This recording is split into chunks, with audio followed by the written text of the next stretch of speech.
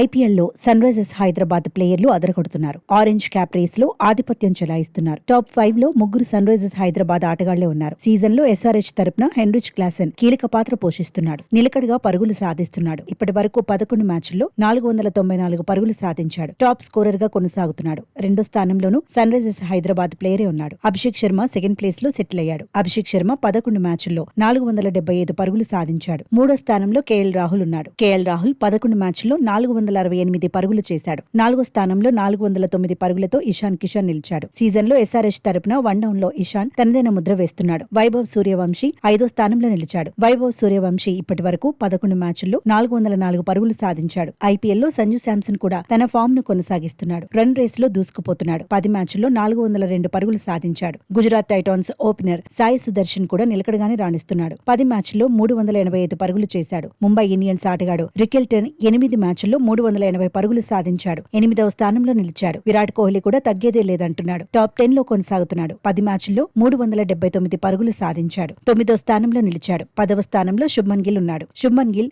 9 మ్యాచ్ల్లో 378 పరుగులు సాధించాడు.